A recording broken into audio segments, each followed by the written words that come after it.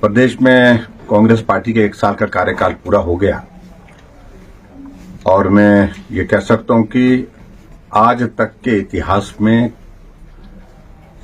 अगर किसी सरकार का सबसे ज्यादा निराशाजनक कार्यकाल रहा तो वर्तमान कांग्रेस सरकार का रहा,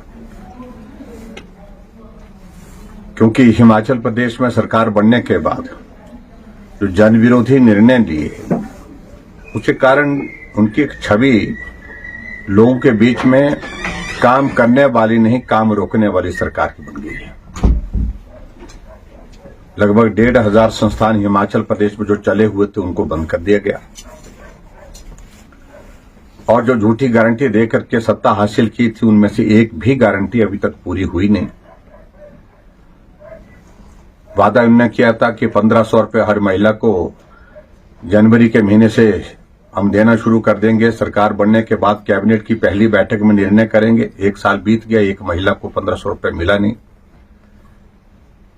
5 लाख बेरोजगारों को नौकरी देने की बात कही थी और 5 लाख बेरोजगारों को नौकरी देने की बात तो दूर की रही, उल्टा 10,000 से ज्यादा आउटसोर्स पे हमारे कर्मचारी, जो छोटे छोटे कर्मचारी बेचारे, उनको नौकरी से निकाल दिया। 8 महीने से उनकी सैलरी नहीं मिली। 12,000 करोड़ रुपए से ज्यादा ऋण 1 साल में ले लिया। आज तक का इतिहास होगा कि किसी सरकार ने अगर 1 साल में सबसे ज्यादा ऋण लिया तो सुख सरकार है। जो हमें कहती थी कि ऋण ले लिया, हमने तो उनको कहा भी भाई अगर हमने लिया है तो आप मत लीजिए। और इस प्रकार से अभी विधानसभा के सत्र के दौरान हमने उनको गारंटियां याद दिलाई हैं। हमने कहा उस गोबर का क्या हुआ जो आपने 2 रुपए किलो खरीदने के लिए कहा था। बागबानों को कहा था कि सेब की कीमत कोई और तय नहीं करेगा, बागबान ही तय करेगा। लेकिन क्या सही मायने में हुआ? 300 यूनिट बिजली फ्री देने की बात कही थी। और ऐसी बातें कहते कहते करते करते वर्तमान सरकार एक मजाक का विषय बन गई है। ऐसी ऐसी बातें होती हैं जिससे सब लोग हंसते हैं।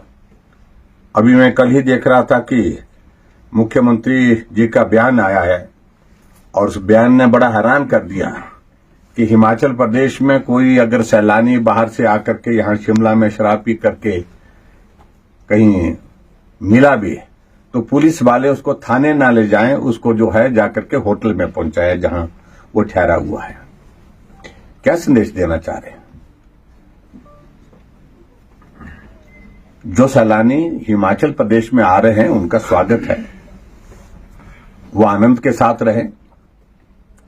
लेकिन अगर हुड़दंग करते हुए उनके खिलाफ कार्रवाई नहीं करने की बात मुख्यमंत्री कहे तो इससे बड़ा मजाक और कोई हो नहीं सकता है। हास्यास्पद परिस्थिति है।